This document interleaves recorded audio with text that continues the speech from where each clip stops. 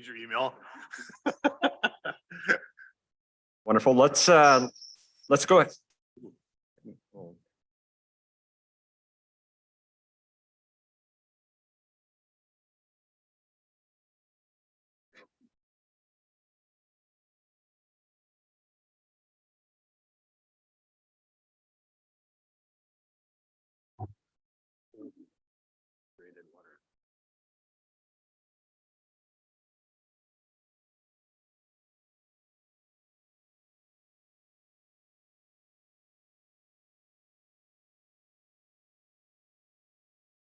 Testing. Thank you, Dustin. We had a little Jimi Hendrix reverb experience going on here. Let's go ahead and call our meeting to order. We have a few attendees in the audience today. We have a few people on Zoom. I thought what we would do is just go around the room here with introductions of who we are, our involvement with urban renewal or the city, how long we've been a part of it, where we live, our pets, anything else, Abigail? So, will we have an opportunity to feed our members that are on Zoom into this introduction as well? Jen? Okay, well, those in attendance on Zoom, we'll give you an opportunity to introduce yourself at the end of our introductions. And we'll go ahead and start with you, Dustin. Thank you. I'm first. My name is Dustin Milson. I'm the Director of Planning and Zoning. A key role in the Heights is for the Heights project management team. However, I support general urban renewal business. I've been here for 7 years as the planning director and lived here prior to that when I worked for Wasco County. I live in the Mid-Valley. I have one pet. It has more Instagram followers than I do. So. Thank you. I'm Abigail Elder. I am your city manager and have been for 13 months now. It's been a great experience. And I have the role of supporting the Urban Renewal Advisory Committee and the Urban Renewal Agency as we do our work. So contact me anytime if you have any questions or thoughts that you'd like to talk about just as we do this. I'd also like to take this opportunity to introduce one of our newest city employees. Jackie Vanderpoy is here with us. Stand up and do you want to tell a little bit about yourself and about your role as our new community engagement coordinator? Yeah, I just started about 6 weeks ago, so really new, but essentially I'll be managing communications and as well as community outreach and engagement. So particularly with you all, any opportunity for public input or anytime we need to convey information, I'll be working with you guys on how to do that. And I've been in the board for 4 years now, and I have a dog.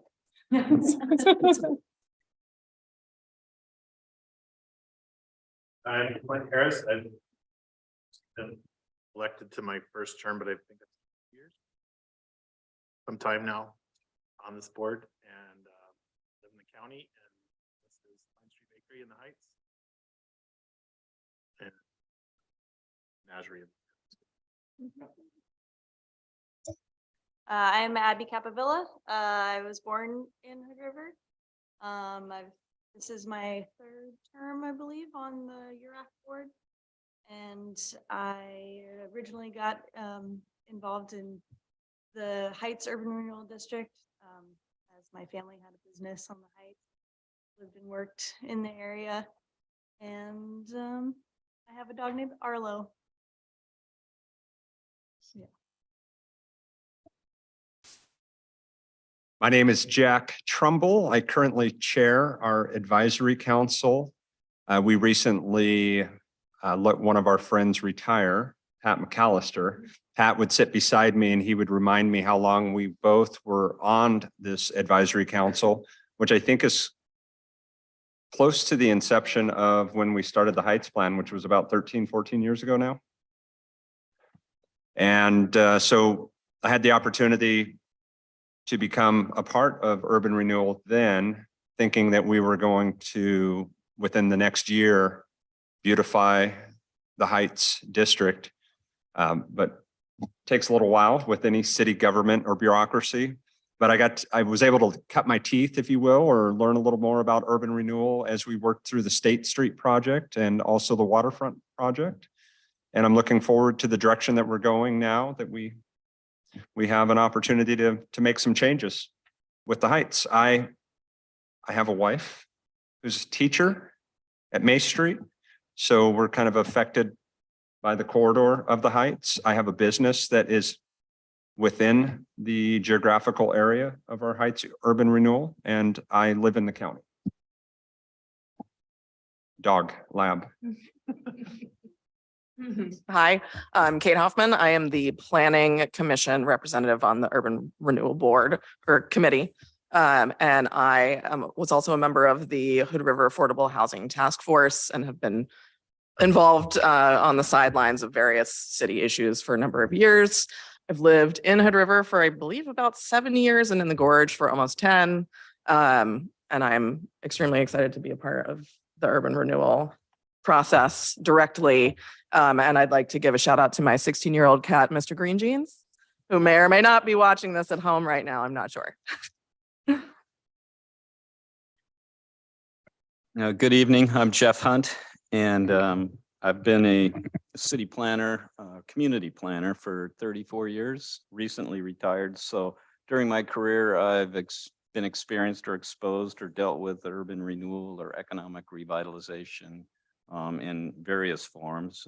I started right here in Hood River County, and my wife and I left in about, I think it was 98, and we moved to Breckenridge, Colorado. From there, we lived in Maui, and then finished up my career in Oceanside, California. So again, I'm recently retired. We moved back to our house on May Street. I'm really glad we kept it. And I don't have any pets, but I do like to ski both ways, Nordic and Alpine. And I do like to bike and hike and even surf from my time in Maui. And I guess that's about it. I look forward to working with everyone.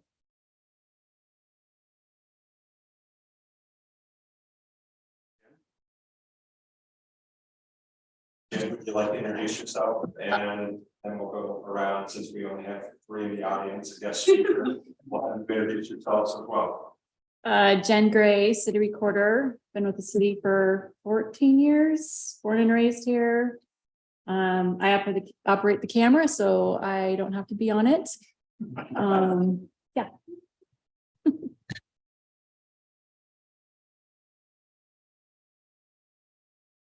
Well, I think, yeah, this is just an introduction. Yeah, you can introduce yourself and you can share a little more information about who your favorite local basketball player is.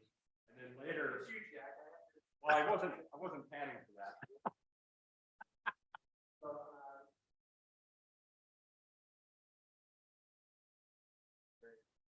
My name's Kevin Greenwood. I've been for the Board of Hood River since 2017.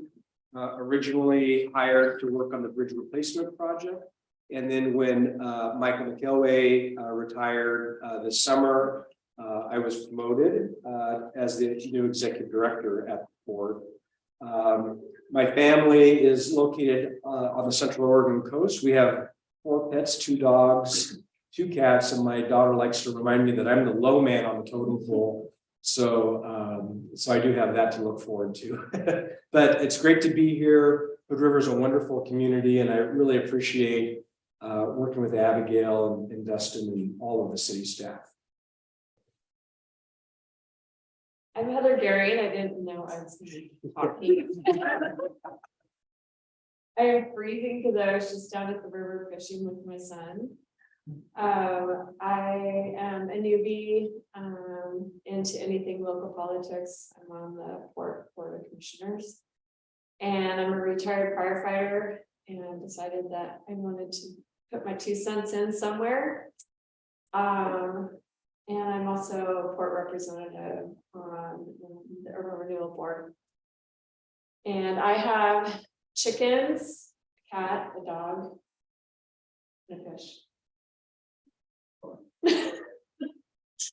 And Jen, is there a way to, for those on Zoom, to introduce themselves now as part of the meeting? Yeah. just call on Travis and then, or whoever you want to go Hey, for. hey, everybody, can you hear me? This is Travis. I see head nods. That means yes, I think. Can you guys hear me all right? Okay, great. Hi, I'm Travis. Thanks for having me. I appreciate it. I moved to Hood River in 1978. So I was about 1 year old. Graduated Hood River Valley High and was gone for several years, came back, I brought my family back about 5 years ago.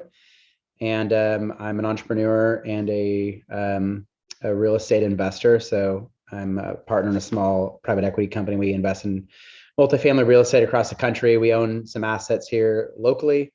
And then me personally, I own the Paris Fair building downtown. My wife's a realtor here in the area. And we have 2 dogs. I'm happy to say that we're down 2 guinea pigs. They went to a good home. So that didn't work out for us, but so they're in a better place now. They're happy. And yeah, I'm just happy to be here. We live over on West Side and excited to be here and excited to have some input and be a part of this exciting new phase of urban renewal. I have some urban renewal experience. I did a development project in the Dalles. I was on sort of the private side of that equation, which was really interesting. So I'm happy to be here. So thanks for having me. Welcome. Thank you. Do we have anyone else on Zoom that would like to? There we go. Amanda. Hi, I'm Amanda Gakey. I have been on urban renewal, I think since like 2019-ish. I have lived in Hood River since 2008 and live in the Heights. I own a business in the Heights on the 12th Street, so within the urban renewal district. And I have 2 kids who go to May Street School. We have 1 dog. And I think that's about it. Thank you, Amanda. And there's Elaine. Hi, guys. I'm Elaine Howard. I'm a consultant on urban renewal issues, and tonight I am here to help the port present the information that they're presenting to you. I worked with the advisory committee when Jack first started on it, when we did the Heights plan many years ago. So I have a lot of history in Hood River and with this committee. And I have a really bad cold, and I'm going to stay on mute and stop video so you won't see me coughing, but would be happy to answer any questions or help Kevin later in the meeting. Thank you, Elaine. Our audience is pretty small this evening. We understand that some of those in the audience are also going to be presenting from the port a little bit later. And another attendee in the audience is a new member of the city staff. Do you have is there any business from the audience? The one that's not presenting and the one that doesn't work for the city? Okay, so I think at this point,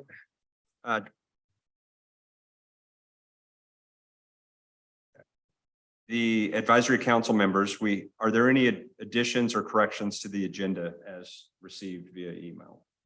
No, we have no additions or corrections Okay. today. And then we have the minutes from our December 15th meeting. Has everyone had a chance to look at those? If not, we can kind of briefly review those. And if you're comfortable with the minutes as they're stated in your packet, I would entertain a motion to accept the minutes.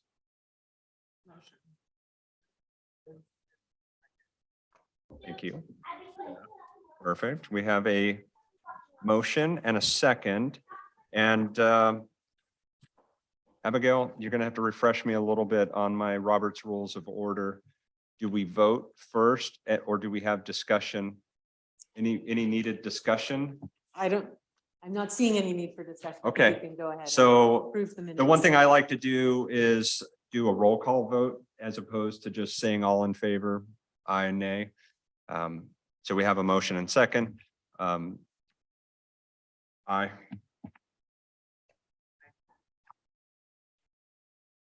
I'll abstain since I wasn't in attendance at that meeting.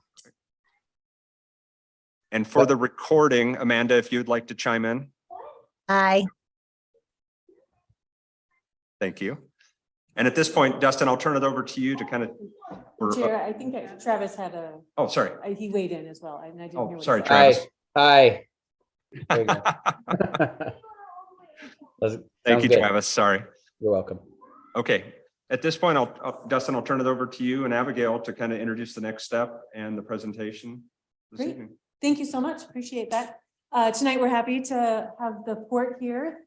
When Kevin contacted me last week, we were able to, I let him know you were meeting this week. And so he was able to write a memo that was sent to you separately from the packet. Thank you, Kevin, for working over the weekend to get that done. And so Kevin and Elaine Howard, I think, have a presentation for you. And then, of course, Commissioner Garing here is also here to, I think, answer any questions you might have. My expected next step is a similar presentation will probably go to the Urban Renewal Agency at their February meeting. And as you know, we always like to be able to tell them that things came to you, and we want to be able to take whatever feedback you have to the agency when they meet and hear the same presentation. So with that, I will turn it over to Mr. Greenwood. Looks like you've got it up. Let's see. I feel like I always get stuck with this too. Yeah, it's got my note bar. I'm not sure if I can do this.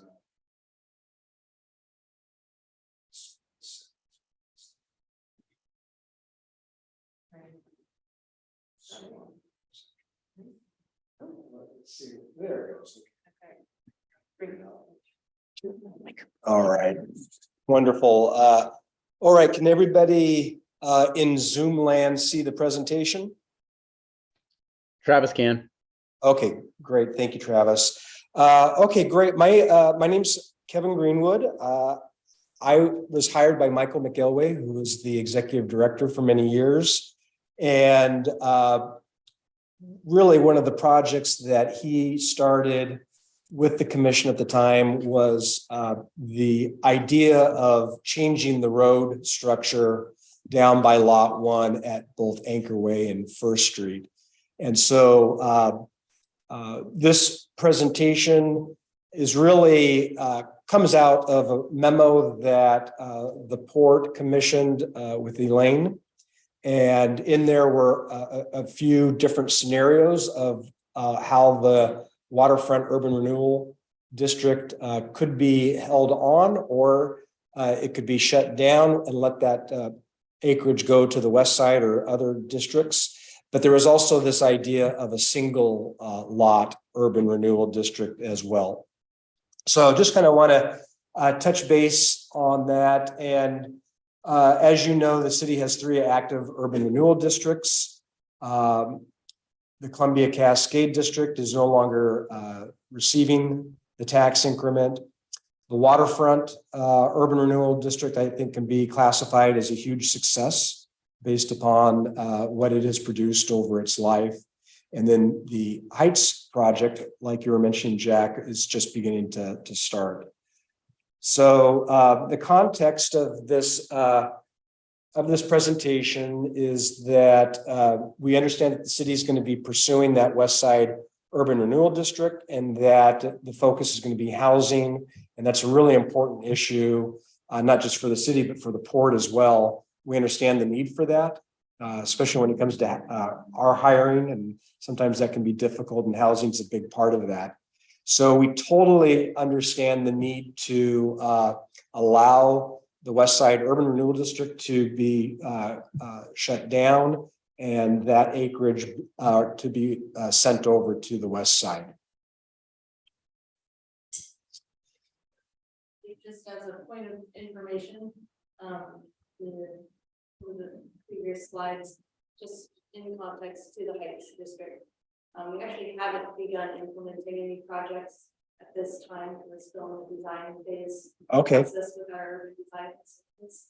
Perfect. But just For knowledge. Yeah, thanks for that clarification. Appreciate that. So I'll just really briefly, I'm sure you know this as well, the waterfront development has really been a huge success for not just the port in relation to the jobs that were created and the assessed value that was created, but that investment has really, been a huge multiplier. And as you can see there, we've got almost $75 million of additional assessed value from the life of that waterfront urban renewal district.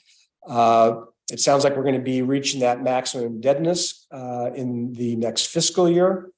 And so I think the point of this slide is just to show how the port partnering with the urban renewal district and the city really is going to prove dividends for really all of the taxing districts in this part of town.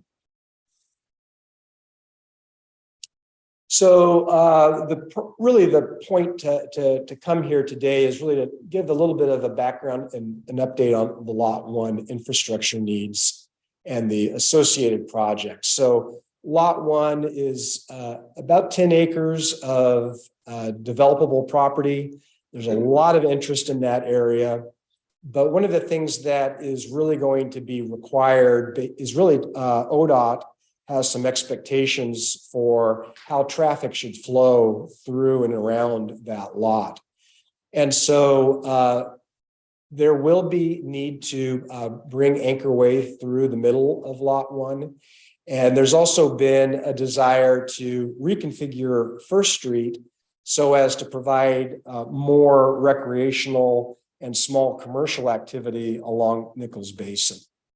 So there's going to be huge needs for stormwater, roads, water, electrical, sanitary sewer, and others. And so this effort is really to bring that infrastructure up to speed so that whatever occurs on Lot 1, which is yet to be determined, will have adequate infrastructure and transportation needs for whatever ends up being developed. And there was a financial feasibility study that was done. And, I think I'm at this point, I might hand it off to Blaine. Why don't you run us through this slide? I'd be happy to cover this. We were asked by the port, I work with Tiberius Solutions to do financial analysis, to take a look at what options there might be for urban renewal to help with paying the infrastructure and public improvement costs for the Lot 1 development. We looked at two different scenarios. We looked at the continuance of the existing urban renewal district with some limited boundary adjustments to see basically how long it would take for that district to, the port initially was talking about $1.7 million in funding to help pay for some of the projects. When we looked at the existing URD with limited boundary changes, and that's shown in the third column, it could produce in just a limited time, really 2.5 years, the amount of revenue needed. But to do that, it would have to stay in operation. And by staying in operation, it would not reduce that acreage of the waterfront area for the West Side Urban Renewal District. And it would not return assessed value to all of the taxing districts until the area terminated in 2027.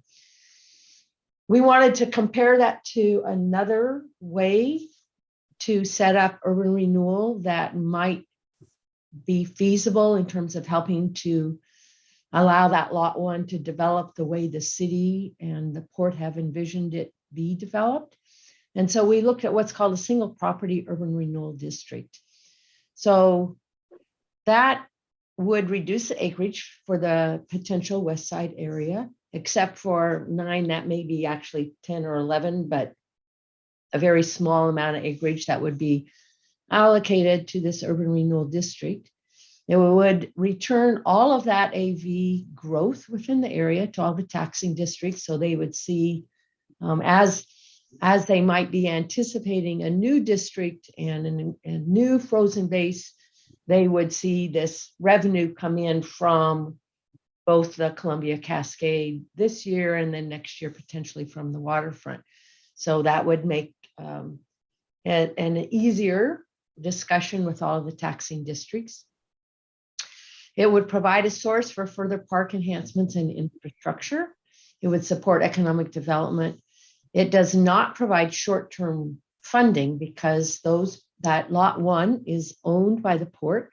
There are no property taxes paid on it, and it would not pay property taxes until it's developed in the future. But it would provide long-term funding. The way a single property urban renewal district works, and we have done a number of these, Nick and I, across the state, is that you form the district and you pay for the needed infrastructure projects or those public amenity projects through other sources that get repaid once the development actually occurs and the increment comes in off of the property taxes paid off of that development. So it does require either the port or a private developer or some other source to pay for that infrastructure that would be needed to facilitate that lot developing. But it would allow, as that lot developed, it would take approximately 10 years to pay back that, in today's dollars, $1.7 million of projects that would help provide all of those park enhancement and public infrastructure projects. So the difference between the two is one takes total burden off of the city for the acreage of, not total, 90% off of the acreage for the waterfront area by doing a single property URD, and it returns all of the assessed value to the taxing districts. If you continued an existing URD, there is upfront funding available to go the next 2 years, but you have the two negatives of not being able to use that acreage for the West Side district and not returning money to the taxing districts. So in looking at these two, we recommended to the port that they approach the city about terminating the existing waterfront district. That would result in an increase of approximately $960,000 of funds to all the taxing districts in 2024-25, when that maximum indebtedness is met. It would return approximately 109 acres that could be used for the other potential urban renewal district or any other urban renewal district in Hood River. And no new projects would be undertaken in the existing Hood River waterfront district. The port again desires to fund projects. I mean, the total projects cost of all those projects is much more than the 1.7. The 1.7 really equals those public amenity types of projects, and those are listed on another slide that's coming. They are hoping that the city will consider assisting in the development of Lot 1 by forming a new URD that could be established anytime. The sooner it's established, the sooner any money that's expended could be repaid by future tax increment revenues.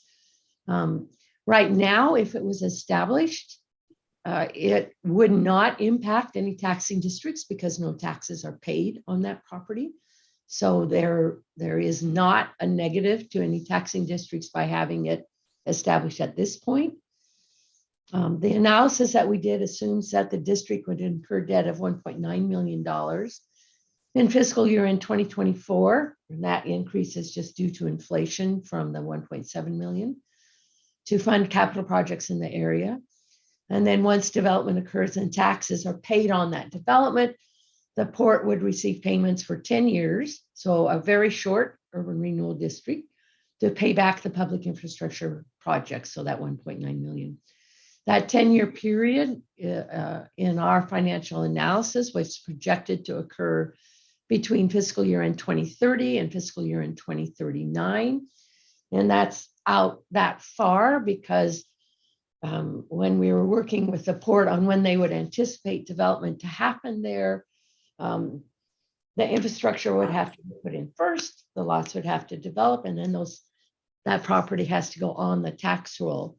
And so what we were looking at was that could potentially happen fiscal year in 2030. It could end up happening later.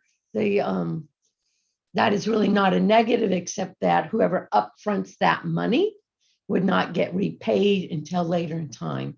But that in terms of the city would not necessarily be a negative, because no tax increment revenues are being paid now, and so they wouldn't be foregoing anything, or any other taxing districts would be, until that property is actually developed in the future. And Kevin, may I turn this back to you here? Yeah, that's great. Thank you. And I appreciate that. Question about that. Yeah. This all looks like a really good idea, but it seems premature given that the immediate project of replacing the bridge could really use 10 acres of staging until it's done. Did you guys have that discussion? You know, staging tends to be left to the contractors. For a mile and some change long bridge, it's going to take a lot of space. Yeah, it's going to be about 5 to. Yeah, I think we're anticipating probably 5 to 7 acres needed on the Oregon side, and getting whatever products or pile or whatever to the site. It's going to be really difficult to get that on 84 off of the waterfront area onto 84, and then under the 84 overpass down to the port. So there are some logistical restrictions that might make that complicated. But we are looking right now, one of the things that the port is prioritizing is a marina study to really look at what kind of development is going to need to happen at the marina before bridge construction, during bridge construction, and post-bridge construction. Some of those ideas we've shared with staff, at least the concept of studying that area. But really, I think there's going to be a huge impact to those recreational spaces during construction. And part of that study will really learn what the mitigation needs, because a lot of the developments down there by the marina were funded through federal grants that really are going to expect those recreational areas to either be mitigated or stay in place. So that's kind of a long way of saying that we've identified a total of about 30 acres, even as far up to Odell, for potential staging for the bridge. And so we're trying to identify those spaces, but a lot of times, the contractor will ultimately want to figure out the best place, not only on the Oregon side, but also on the Washington side. Yeah, it just seems like it's such an undeveloped, and yet it's got access 360 degrees around it right now. It doesn't trash anything. It's just a vacant lot. So all that other property at the marina is already developed and in use all year round. Yeah, well, it's going to be interesting because the bridge, and I don't want to get too far off of the topic, but the new bridge will actually go through a portion of the existing port offices. And so there will be an expectation for those, for staff, both on maintenance and admin, to be relocated, which is why there needs to be a real public process for those different stages of construction. Yeah, absolutely.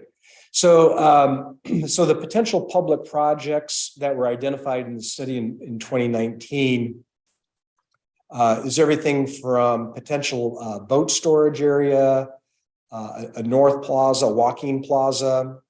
There would be potential transit stops along that way. I know that buses are using that area currently.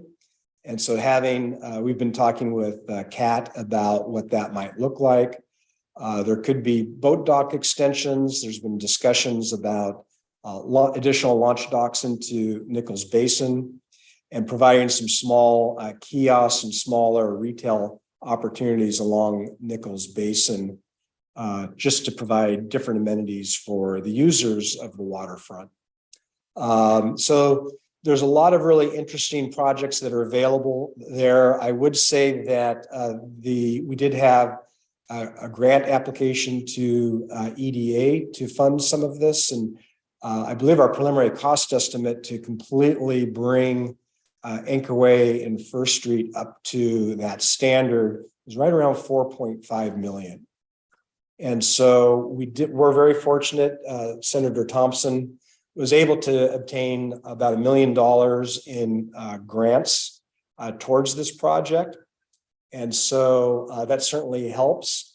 And this small single lot urban renewal district will also be able to help finance those improvements to the streets and the utilities. And what's really critical about that is that as the port is preparing to get off of tolls for subsidizing a huge number of activities at the port, every dollar that we can save on this project can get reinvested into other business development opportunities that can produce positive net income to make up that loss of tolls in the future.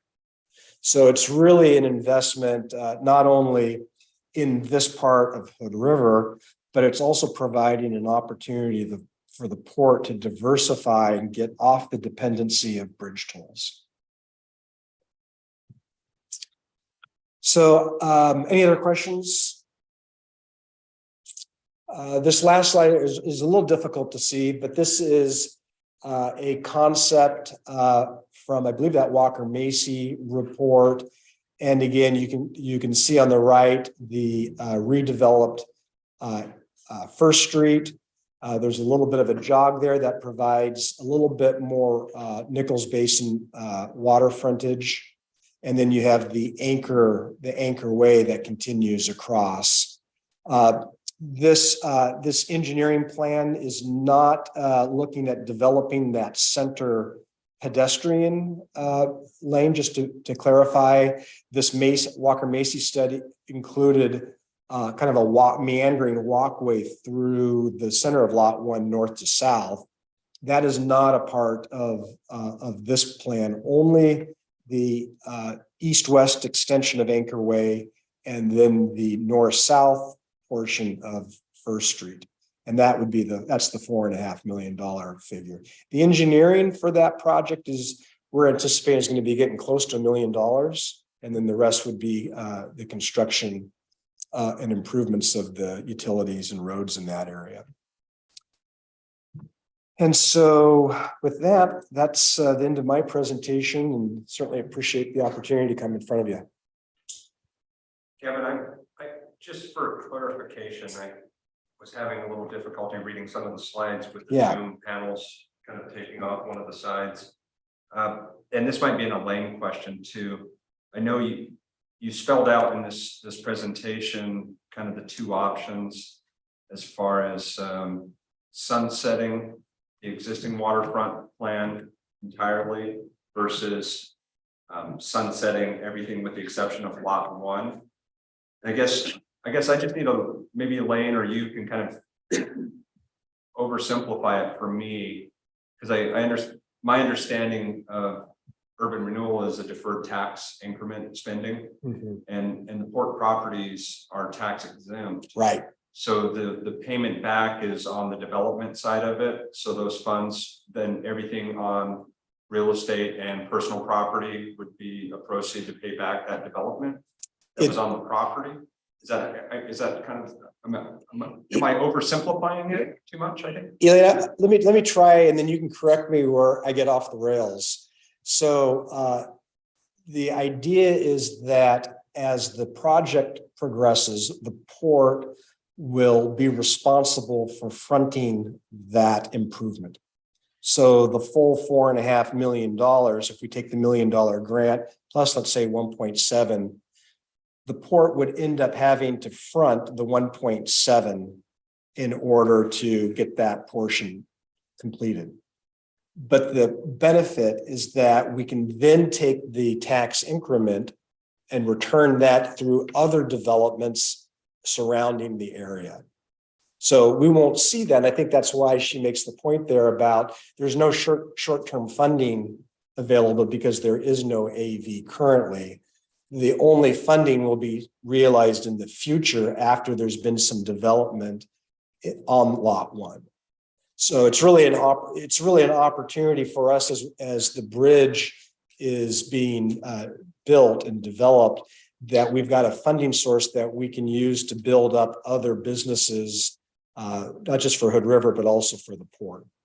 And I don't want to talk out of turn. I don't have all my notes and things from years gone by, but wasn't some of the mechanism for the original waterfront plan self-funded or funded through port funds and then repaid in kind of a manner similar to this? Elaine, are you Yeah. still on? Yes. Yes, that's exactly what happened on some of the earlier projects. The port was able to do it initially, some of the work, and then get repaid. So it's using that similar concept and saying doing that in the future. But what it does do is it does completely terminate the existing waterfront area, of which lot one is a part, and then start a whole new one. And the reason why that distinction is important is because that then puts all of that assessed value that's been created on the property tax roll. And you're absolutely correct. At the beginning, the new one would have no increment until some new development begins happening, and then increment would come in from that. Okay, and this, Abigail, this might be a question for you for clarification. I can see where this is mutually beneficial for both the west side plan as well as for the port. Is that the primary motivation as to where we can increase acreage available for the west side project? Yeah, if you remember, a city by St. Rockland, we have 25% of its total acreage in urban renewal districts. And so to maximize what a west side urban renewal district look like, we think it could be, the maximum could be 445 acres total. And that was predicated on the assumption that the west side urban renewal district is closed, or the waterfront urban renewal district is closed. If we kept the waterfront district open, then we need to subtract that acreage from that 25%.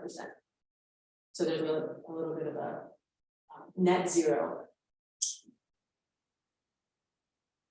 Starting fresh with a new urban renewal modified district in the waterfront, does that, I know we're going to be reaching our maximum indebtedness for the waterfront this year. However, I think Elaine can speak to this better than I. There's no reason why we can't ask within the constraints of the law to increase the maximum indebtedness. Is there, thinking out loud, and this might be better done offline,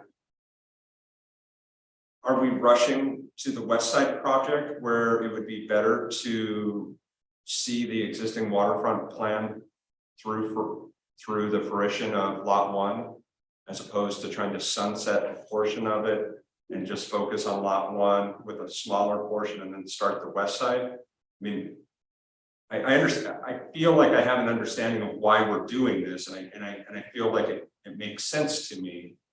But it feels like we're just kicking the can down the road for the development of lot one a little bit, just so we can run to the west side expansion. Well, I guess what I would say and on that is that, going back to my opening comments about the importance of housing to everybody that employs people here in the Mid-Columbia, we understand the importance for that west side urban renewal district. We also have enjoyed great success with the waterfront urban renewal district over its life, which I think started in 2008. So we understand the city council's priorities and where they're going. And I think that we were sensing that doing a single lot urban renewal, closing down the waterfront and creating a new single lot development was probably more feasible in looking at where the council's goals are. So as much as we would like to continue to see that, we also understand that there's other priorities within the city. And so what I think Elaine came up with was really a nice compromise that it allows the city to really take, almost, 400 minus 10 acres and allows the port to retain that zero AV until there's development. And then theoretically, we would be putting that 1.7 once we get paid back in 10 years, reinvesting that in other business opportunities surrounding lot one or on lot one. And Abigail or Elaine, feel free to add to that. This is Elaine. Let me just add one clarification, and that is that we took some information to City Council, I believe it was in December, and working with the port, with my port consultant hat on, and asked the City Council if they would be willing to consider something, because we knew the waterfront district was going to reach its maximum indebtedness. So one of the questions was, is this a little early to be looking at this or considering this? And the reason we looked at this now was because we wanted to make sure that the issue is at least thought about before the maximum indebtedness was reached, and then the area was terminated without even being able to think about the alternatives. So that's why this study happened. And then as we were doing the study and the input we got from the City Council when we presented to them was a pretty big concern about any negative impacts on the potential new district. That was their policy focus. And so when we were looking at the alternatives, we tried to come up with something that would be, this is an ask to the city. So the city hasn't said, you guys are the first step in saying, well, what do you guys think? The City Council hasn't weighed in on what they think, but what we tried to develop was something that would be palatable to the city, that would allow lot one to develop correctly and beautifully like the rest of the waterfront is, but allow the port to get some assistance from the tax increment cities setting that up to make that happen.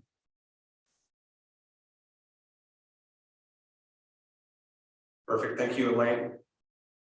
Just for clarification out loud, I know we talked about the different urban renewal districts that we have. We listed the Cascade. That's been sunsetted some years ago, correct? The Cascade District, or Columbia Cascade, has not been closed. However, it reached its maximum indebtedness, so it's no longer collecting funds. It will remain technically open until we finish spending the funds. There's about $4 million there. The major project we have still on the books is a stoplight at Second and Oak. And I'm going to hijack for just a moment to say I'm super happy to say that will be going up to bid in February, and we expect construction to start sometime after Labor Day. So that district still has projects that are underway, but it no longer the property has been returned to the tax rolls, so it's no longer collecting funds. So that acreage doesn't count towards. Correct. Okay. Yeah. No, It's doesn't. finished, right? That acreage doesn't count against the west side project. So the available acreage to get to the 25% is the option that we have at the port. Yep. And what is, I know this is an information only, what is your recommendation from the port? I know you gave us two options, so I'll have you narrow it down to the one. Yeah, no, absolutely. So we do have a recommendation, and that is, we do feel like the waterfront urban renewal district should be terminated. And so we understand that, and that's our recommendation. But in its place, that we be allowed to bring the single lot urban renewal district to the urban renewal board and see if we can't start a very small new urban renewal district focused just on the development around lot one. Wonderful, thank you. It makes sense to me, but I'm just one voice on the advisory council. And the one thing that I've always introduced myself in our public venues is that we're just a conduit of the people to the agency and to the city council. And I appreciate you sharing tonight. Abigail, was there anything else to add to this? No, thanks. Just check in with anyone else that questions. Anybody else? I don't remember this meeting. This was that email that I sent to you, pretty much. If you do get it later, disregard it because we've worked through it all. Well, thank you for the opportunity to come here and meet you this evening, and I guess we'll just kind of wait to hear what you end up passing along to the Urban Renewal Board. Thank you again. One second. Okay. Travis and Amanda, anybody in Zoom have any Yeah. questions? I have a question and I'm just getting caught up here. So I'm brand new. I'm what, 1 hour as an advisor member. So I'm trying to make sure I understand this. So just bear with me. Bear with the slow guy here. So you actually need to close the waterfront urban renewal district to maximize the west side. Is that what is that generally, that's what we're talking about? Because what percentage of the area of the entire city now is with the urban rural district? Is it like, where are we at currently? I'm just trying to do the simple math here in my head. That might be an Elaine question. I think Travis is probably asking about all of our acreage with our heights. Excellent question. We just exchanged a look. We're not sure. We Yeah, off the top, I don't know exactly off the top of my head, waterfront being about 100 acres, I believe about 30 or 40 for the heights. So say 150. And that's just off the top of my head, thinking about the maps that I look at. So what percent, I mean, because it's 25%. So we're currently at what percentage that we're sort of, we're parsing out? This is Elaine. I should have that information right here in front of me, but I don't. But I think the easiest thing to tell you is if the city puts in the amount of acreage that they would like to, which would include the 109 acres from the waterfront, they would be at about 23% of the total acreage if they put that. So when you would have the heights and then you would have the new district, potentially you would be at about 23%. So they really do want that 100 acres to, they're looking at creating an area of over 400 acres. If they can't do that 100, it's like 25% of the acreage that they wouldn't have. So just in terms of the concept of what they're trying to do, it's important, at least from my understanding of what I've heard, it's important to have that full 400 acres to include that boundary area. Okay,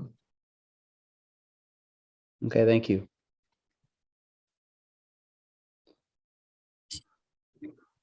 Mr. Chairman, I have a question.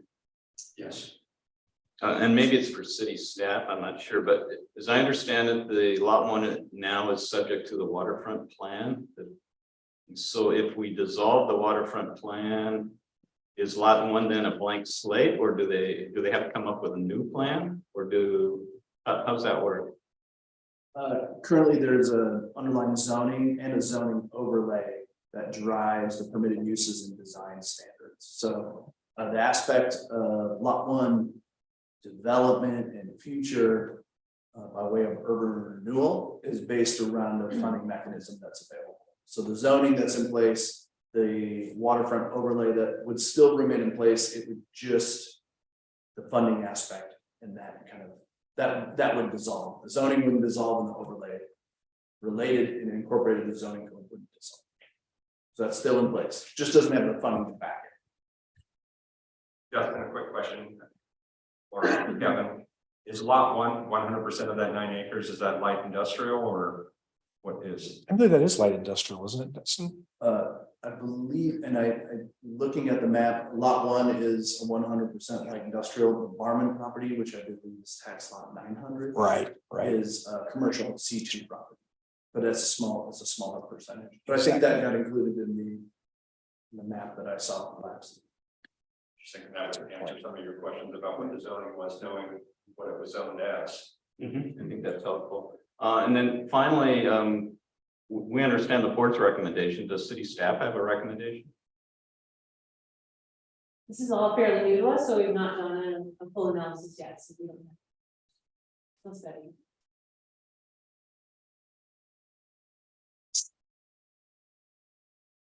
Thank you. Thanks, Jack. Appreciate it. Nice to meet you. We'll take off. See ya. Thanks, Abigail. So. Well, I went out of order a little bit with the approval of the meeting minutes. I apologize, but that's, we can check that off. Urban Renewal Administrator. Russell. No, thank you. I'll just come up here for ease of seeing all of you. Thank you, Chair Trumbull. I wanted to give you just a brief update on where we are with the West Side Urban Renewal District feasibility study and plan.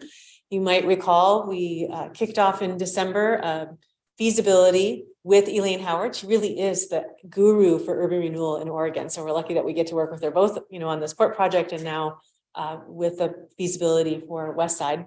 Our staff team met with Elaine in December. We've also met with her again a couple of times in January. And the things that we are working on right now are pretty technical. We're working on assumptions about like what do we think might happen in the West Side area, what growth might happen in the short term, and then what we might see in the long term. We're talking about what the boundary might look like, which areas of town should and shouldn't be included into a West Side Urban Renewal District. And then we're talking about what the total acreage would be. And then we're looking at what potential projects might be. So if you were part of this group earlier, you remember that our concept for West Side Urban Renewal Plan would really be based on 3 plans that we already have. The first is our transportation system plan, which has a lot of projects in the West Side, particularly around Cascade. The affordable housing strategy, which council adopted last in May.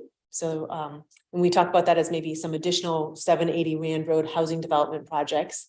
And then the third one is the multi-jurisdictional master parks plan. Such a mouthful. But that would be looking at securing open space that could then be turned into parkland and trails and other amenities for the folks who, or for the whole city, on the West Side. So as we think about this, there are projects in there that are identified. So when we talk to Elaine and her team, we say, here's what we think those projects might be. Here's what we think they might cost. So we're putting all of those things into our assumptions on what a feasibility plan would look like. This is a very fast timeline. Our goal is to bring that feasibility plan to the Urban Renewal Agency and to City Council probably in March, April at the very latest, with the goal that if we get the go ahead to like that feasibility looks good, we want to go forward with the plan. Our goal is to have the plan finished by September 30th and truly adopted. And the reason for that is that then we can lock property rates at this year's rate. Because remember, we want to grow anything beyond that. So the sooner we can kind of lock in those rates, the more growth we'll be able to capture to invest in that district. So we're kind of racing against the clock on this one. But I think Elaine and her team are a real pro. They feel very confident that we can meet that timeline. So I'll stop there for any questions because now then I'm going to get into the public engagement piece of this. Yes, please. Is there a push other than from the city to hurry this up? Like the developers chomping at the bit to help out, get involved, or is it the city of Hood River pushing council to hurry and make this housing? What is it? This really, I know Dustin's been with the city longer, he might have a better sense, but I would say city council is definitely the driver of this.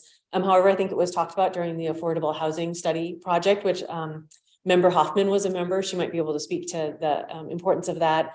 Property owners and developers are generally pretty positive about this project. I don't know that they're chomping at the bit, but they are certainly eager to see something happen. Yeah, in the affordable housing task force, the urban renewal process was specifically identified as something that the group thought was arguably the most feasible thing to get housing that is needed taken care of, or the infrastructure to then get to the housing as quickly as possible, and as least objectionable way by the community. Sure. I have one more question. Is there a map yet, or sort of a rough definition of what the district's going to look like? There's I would say there's a very rough draft. Yeah, like when I think a couple months ago when I gave you a presentation on like, here's our kind of our feasibility, there was like this little snapshot with no streets identified. That's kind of our piece. I think one of the main assumptions is we're assuming a big piece of Cascade would be a big piece of that. I know, Dustin, if you have other pieces of that map that you can talk about. Yeah, just generally speaking, Cascade Avenue, which is the city's, we talk about that a lot. It's the city's only east-west arterial. We talk a lot about 12th and 13th. That's the city's only north to south arterial. Cascade Avenue from 13th to the interstate West Cliff Avenue, where we're going to see the historic highway trail come into play. Aspects from really the western part of the city limits from Rand Road, its signalized intersection, and then to the far west down to the city limits, where we have the larger swaths of commercial and industrial land along the wine country extension, and those larger pieces held by the school and that are open and available for development there. So that's generally Basically, a really long skinny line. with 400 acre chunk of it at the end of it. Okay. Abigail. Mhm. Thank you. Great question. As far as who's pushing this forward, who are the antagonists who are pushing it the other direction? Who is contrary to this development and this idea of an expansion of urban renewal? I don't know that I've heard articulated any particular opposition to it. The one thing that we as a city are worried about and want to make sure that we incorporate into any kind of plan is as that area gentrifies, that we not push out people who maybe live in the area now. So part of our contract with Elaine includes an equity framework, and they've already posed some really good questions about what timing should look like in order to make sure that we don't, by unlocking some developable land, that we don't create a crisis or issue for folks who are already in that area. There's, I think, 2 mobile home parks in this area that we're talking about. There's some other naturally occurring affordable housing. So that is the only, so I don't know of any organized opposition or really anyone who's expressed concern, except for us city staff are thinking about what are the unintended or possibly harmful impacts of this district. We want to mitigate that as best we can. Is Cascade a state highway or city? It's a state highway. So we have to deal with ODOT. Yes, we get to deal with ODOT. That's right. So yes, yeah. So there may be. And it's a historic highway. So, as the state and ODOT work to, bring Mitchell Point and, the whole historic Highway 30, that will also impact what Cascade might look like. So there may be tension between creating pedestrian friendly traffic calming versus we got to get the vehicles through. Yeah, well, I think because we have the historic highway and the bike ped piece that will be coming, we're anticipating, and maybe this would be a great presentation for us, maybe to invite ODOT to come to this group and talk about their plans for the historic Columbia Highway. We're anticipating a lot more cyclists coming through town. We have Mitchell Point and then going under the freeway coming to Ruthton Park, the county park, which will eventually probably become an ODOT or a state park, and then coming through town. How do we safely bring all those bikes and recreation seekers safely through Cascade? It's a real issue. And Dustin and city staff worked with ODOT last year, 2 years ago, on a Cascade streetscape. At this point, that's still very much an academic study. It's not been incorporated into our transportation system plan, but that will certainly inform what the West Side Urban Renewal District might look like. I can talk about this forever, so if you want me to stop, you just tell me that.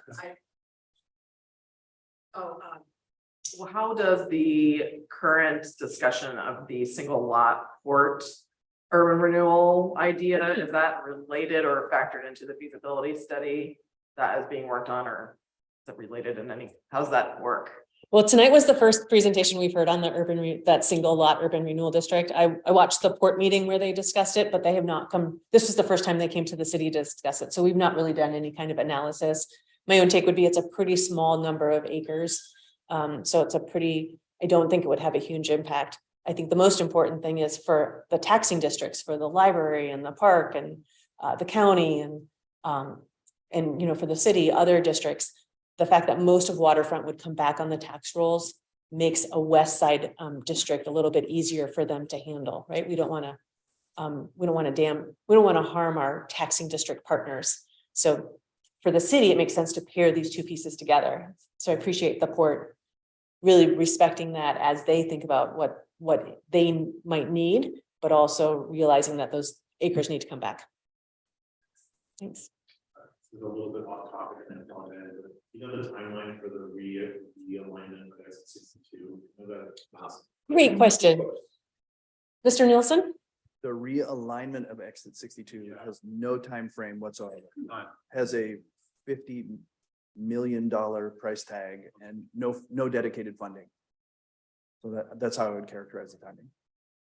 As soon as ODOT wins the lottery. So far, about $7 because we have all of that. Every time one of the guardrails is taken out. 2 weeks.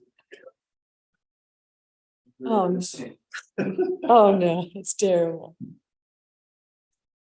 Well, if I could, take a moment here just to, in the cover sheet I gave you on this one, just wanted to take a minute to talk a little bit about what the public engagement piece might be for this feasibility piece. And so you met Jackie today, who's the city's new community engagement coordinator. She's going to be working with Elaine on how do we best inform and engage our community at this really early stage. It's a little bit complicated because, like I said, we have 3 plans, right? Transportation, housing, and parks. They all had their own public engagement component. So it's not like we want to go back to the community and say, from a blank piece of paper, what do you want? We want to say, here are 3 plans we plan to implement. So it's a nuanced question of like, how do we best engage and inform the community? So I wondered if you had thoughts on the best tools to use. You held an amazing open house with beer and tacos. I would love every open house to be like that, but we don't have a lot of the same big questions you had, right? You had the dots and the maps, and we're certainly not at that level right now. So what do you think is the best way to inform and engage our greater community on this project at this point in time? I think one thing that'd be important is to start with the public and explain to them that we have these 3 existing plans, so that the expectation isn't just that they starting from square one type of open house. Great. The public understands that it should help us focus on okay, where are we? Right. Thanks. Yeah, I miss having Pat McAllister here. Yeah. And did you read the minutes? Did you see his note about you? Engagement, just tell them you're going to put parking meters. That was too good. We missed you in December. Any other thoughts? I agree with your comments, and that I think it's really important based on all the feedback that I've heard from people in the community throughout various projects that the city has tried to do or has completed. That it's explained to people that public input has already happened for certain parts of a project, because there will always be people who have no idea what's going on, and that's fine. I understand the myriad of reasons why people can't be as involved as they might want to be when a project starts. And I think explaining to them the public input period that happened, and here's what we came away with from that. Right. And also really clearly explaining to people what urban renewal is and does, because even me trying to explain it to people that I think or who ask me about it, it's just like the eyes glaze over because it's so complicated. So if there is some great educational video about how urban renewal districts work, people love watching videos. Maybe if people are dancing in it or singing, somebody you make a TikTok you video. can star in that video. I had a nice video in my intro packet, which I thought was helpful. But I think that, I'm sure there are probably tools that exist in the world somewhere to explain it to people. And I think something like that is probably engaging and helpful. I do think that people are also really interacting with the city and engaging through Instagram, for example. I find a lot like Facebook is not still a useful tool to reach people. I mean, social media, regardless of my personal feelings about it, which are negative largely, it is helpful for disseminating that kind of information. And I think the city should also try and get stuff out on Instagram if they can. I know it's not easy, but yes. Thanks. That was a lot of comments and one. Great. Anything? Member Dillard? Yeah, I was commenting that the intro video that was sent in my packet or my intro, hey, welcome to the URA, that was helpful. I don't know how you get that out to people, but I think it was a pretty nice way of explaining urban renewal. And then my other option, so I think the question was like, what's the best way to engage the public? And I like I think social media is a great way. I think that's, I mean, maybe I'm dating myself, but I like the survey. I love surveys, and maybe you can frame it up around the 3 sort of pillars and get input around just those 3 pillars. So people aren't going off in the deep end. They don't want helicopter pads and things like that. And I don't know if you guys have email addresses. I'm assuming not, but sometimes just good old fashioned newsletters are helpful. People read those if they're engaging enough. I hate to mention the old fashioned way, but, and I know it's a cost, but property owners actually really do appreciate this. And then if there's, ways that they can get emails in the future about how things are going, but informed property owners really are a positive thing. Mechanisms, this development. That's great. Thank you. Abby, I would, to help disseminate the information, I would say maybe a large sign with a QR code that people can scan as they hopefully are not driving and scanning, but something that just announces and shows an overview of the map and for more information. Maybe have it down there, I don't know, on Cascade, where I don't know exactly I know you mentioned the trailer park, so maybe just over there by that, the empty lot by red carpet across from Schwab. As people enter, they would see that. That's great. Get a feel and know where to access a website for more information. I'm trying to think on the other side, it goes up to May Street, correct? It could, yeah. I mean, so maybe a same signage up there on May Street or Franklin's, maybe a couple spots within the geographical area of this zone. That's a great idea. See signage, and then they can go to a website from that. Thank you for these ideas. I really, when Member Hoffman was talking about explain the existing plans and the feed and the public input we've already done, it reminded me of one of Elaine's consultants said, taking that and looping back to, we heard you when we made these plans, and here's how we're going to fund and implement those things. It's just really respectful to show, not we're going to start from scratch, but we did this. You took the time and energy to tell us what you needed. We incorporated that into a plan, and now this is the next phase. So thank you for reminding me of that. That's a really important point. This is really great information. I think, so Member Hunt and Dillard received a video link from me to the city of Newburgh, actually has some videos that explain what is urban renewal. I sent to them kind of as some homework before they came to their first meeting. So I'm glad to hear that that was a helpful video. Part of our contract is for Elaine and her team to make something similar for us and to have, create content for our website. I think I'm hearing from you that maybe an open house at this point where we actually try to pull people in and kind of answer questions might not be as useful as some of those other pieces that are asynchronous that people can go to on their own, right? A QR code that takes them to a website or a video or social media is I'm seeing nods. Is that right? I think we need to have a little more direction ourselves before we can host. Sounds great. Open house. Great. Jackie, who you met, is meeting with Elaine tomorrow at 10, and they're talking about should we hold an open house or what's the benefit of that. So this could not be more timely. I really appreciate today's conversation. Any other questions for me about the West Side Urban Renewal District, at the potential West Side Urban Renewal District? Cool, thank you. Great. I think I'm your next agenda item too, so I'll stay right here. Well, this is Travis. I think I was still trying to understand. Maybe I didn't understand like how much needs to be sunsetted. I'm trying to understand the correlation between the waterfront and West Side, meaning that like, because housing is a big initiative and a big priority for the west side. And I also strongly believe that. So I'm trying to understand like the implications to the west side based on the decision on the waterfront, meaning like how much of the waterfront area needs to be sunsetted to maximize the west side. And then also how the tax monies from the waterfront district is going to, like, how does it get reallocated after it gets sunsetted or to the downtown? I don't quite fully understand how the two are correlated. The Newburgh video didn't explain that to me. So I don't No worries. understand. Okay, Yeah. I'm gonna start. Yeah. Dustin, oh no, Dustin's got his hand on the microphone. He's gonna start. Just like a really Thank you, simple, like a cartoon picture or something for me. Really. So That'd be we'll, great. Dumb it down for me. Yeah. Quickly back up. This is just a rough estimate. Approximately 25% of the city's land area may be allowed to be an urban renewal. So with approximately 100 acres of that real estate within the waterfront, that will limit the size of a new urban renewal district by however much it is.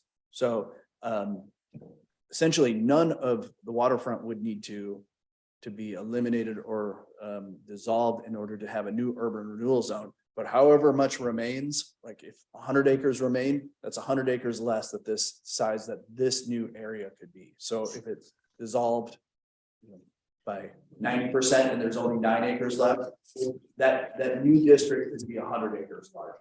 Got it. So That's the relationship of that headroom for the entire city. Some of that is taken up in the waterfront. So that would be the benefit of minimizing it to the single lot. Because right. As much as it's reduced at the waterfront, as large as it could be, and we're squeezing the balloon. So that could be increased on the west side. And explain to me how the funds work, like you were talking about the tax districts and how we don't want to affect our partners there and where the tax revenues come from. I won't ask stupid questions every time. I'm just trying to get up to speed here. No, it's complicated.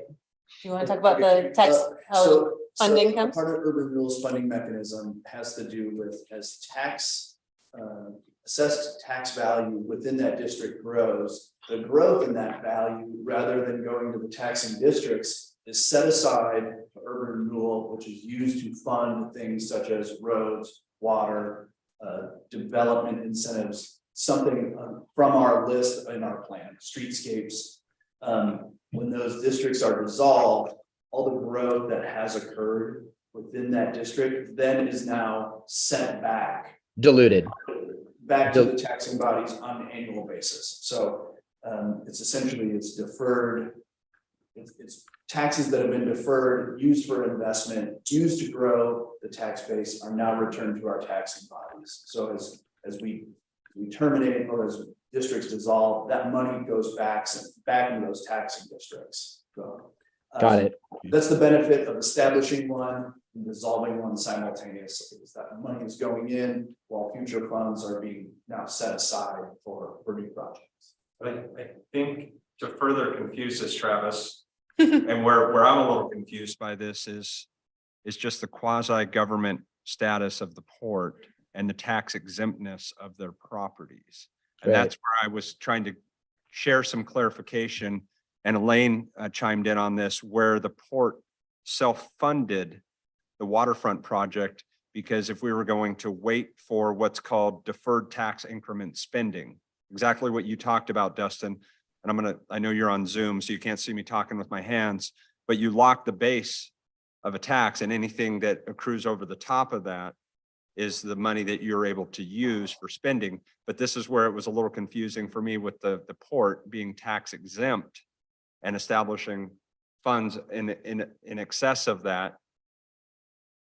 It's a unique creature with a tax exempt property versus the Heights, for example, where every property within this defined area is a taxed property. And like it or not, every year, even without urban renewal, your taxes go up. So there is a deferred increment value increasing.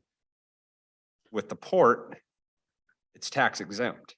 So the only improvements are done that they pay for, that improvement is then what they're going to pull back from. So I think I'm further confusing things, but I too was a little confused about the quasi-government nature of tax exempt properties.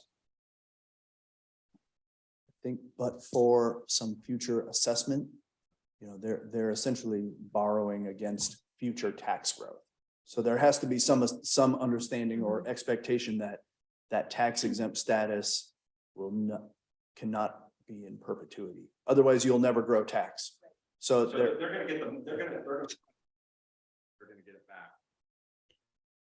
So I understand that, but I don't know if that was, I think that was your question a little bit, Travis, was the tax, how the funds, how the property. Here's another little caveat that's, we're gonna reach maximum indebtedness of the waterfront project. Right. And we're not gonna have the funds in this project to develop lot 1 anyways. That's right. And part of that was with our With the stormwater. fund. Yep. storm drains and The and monies sinkhole. that we had to pull out anyways. Yep. So as it is right now, there's not enough money to develop lot 1. Right. City So- council so had a my resolution, question all was, funds went to does it the make sense project. just to sunset the entire project Mhm. and just move on to the next project? But where I asked what Kevin's recommendation was, he asked if he could keep that 9-acre parcel Right. where it is a benefit for them to front money there to get money back. And that's how they developed the waterfront to this point. Mhm. So Most of it came his through. recommendation makes sense to me, only because I've kind of lived through the waterfront development already. If I was coming into it like yourself, Travis, even living through it, my head's spinning. Yeah, member or Chair Trumbull, I definitely, when Kevin was speaking and you asked your question about the tax exempt status of the property, I also was like, I don't think that question got answered. So let me follow up. It could be, because I'm thinking it could be two options. One is if the port were to sell the property, right? If it's been developed, now it's in private ownership, then of course it would be back on the tax rolls. Or it could be, and I don't know about this. I think we also have a subject matter expert online. Oh, is Elaine still here? Who is his. Oh my goodness, Elaine. Why have I not called on you to do all of this speaking? Thank you so much. I'd like to call a friend. Yeah, I'm online and do have a bit of expertise in this, so I can help. So once the port either leases usually the port does not like to sell their property, any port. So they will, the way the rest of the waterfront was developed is they'll lease that property. A developer will come in and build a building, and the developer who comes in and builds the building will pay property taxes on the building, and the land now has value. Once they start getting, the port starts getting income from the land, they're no longer tax exempt on it. So then they have to pay taxes.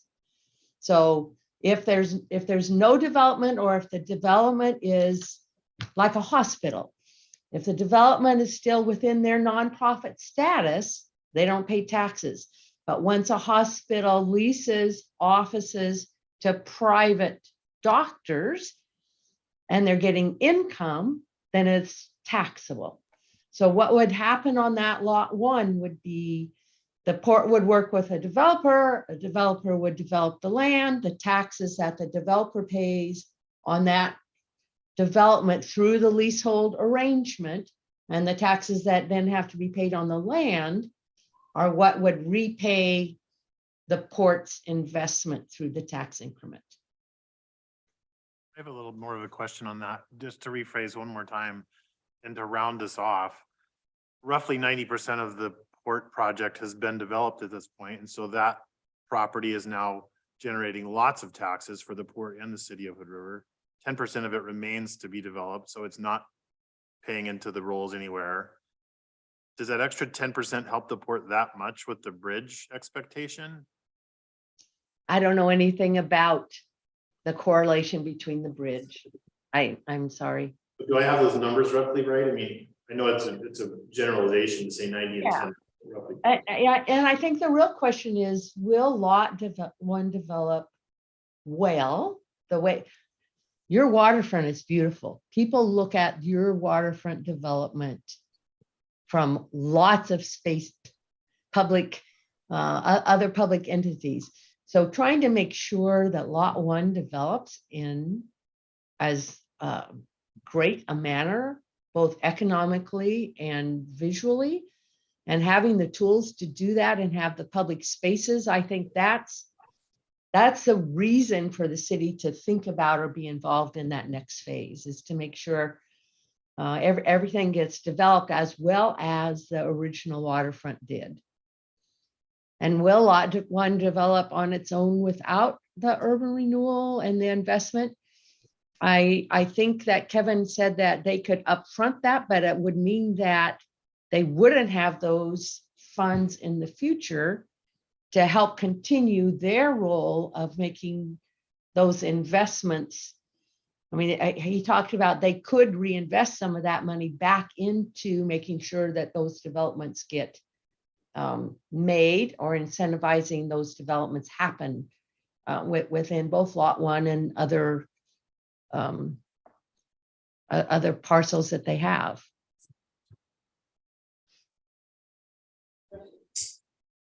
And I quickly, is there any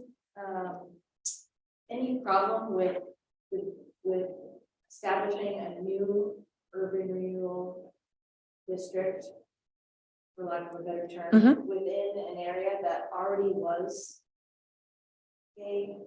I don't think so. I think if we properly close this one and start a new one, there's no overlap. That's correct. But, you know, an area that already was an urban Right. renewal, It's weird. you know, Yeah.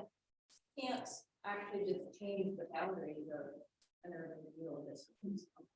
Criteria, how the property distinctions. Yeah, I think there's a way you can amend urban renewal district, but I think in Elaine's analysis, it was cleaner and easier to just create a brand new district.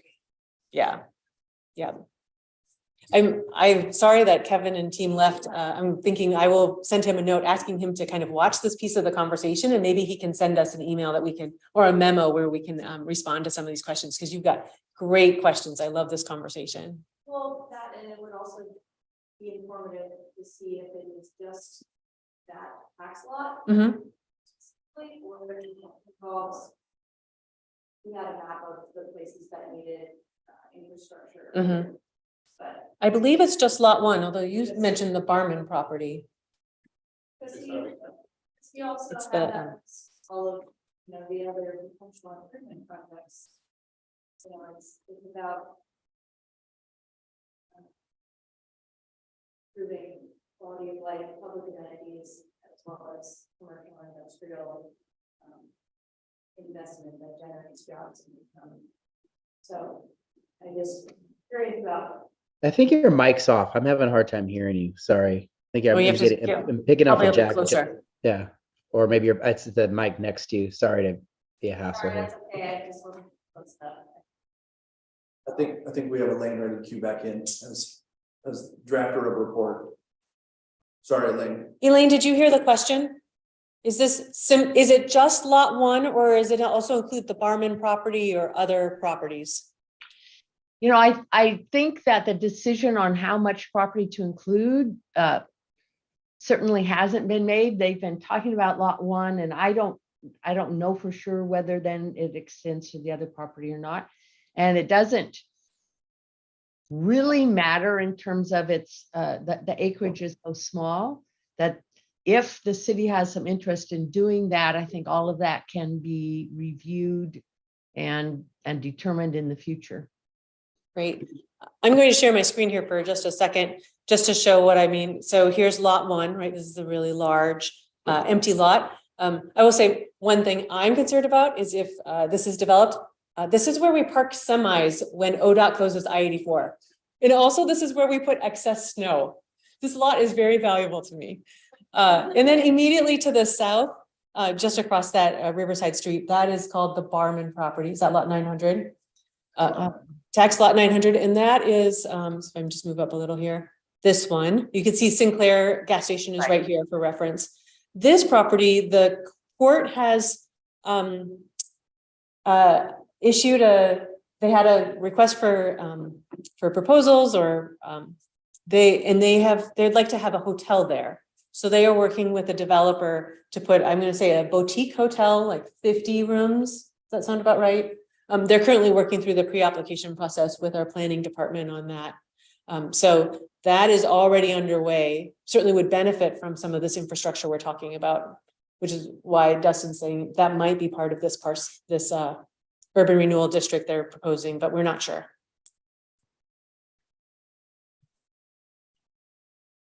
Dustin, earlier you said that the special district. Oh, Travis, you're muted. Travis, you want to turn on your mic? No, I was talking to my 8-year-old, so nothing that you guys want to know about. So. Dustin, earlier you said that the special districts are reimbursed with their taxes, that they are repaid their taxes. Is that what you said?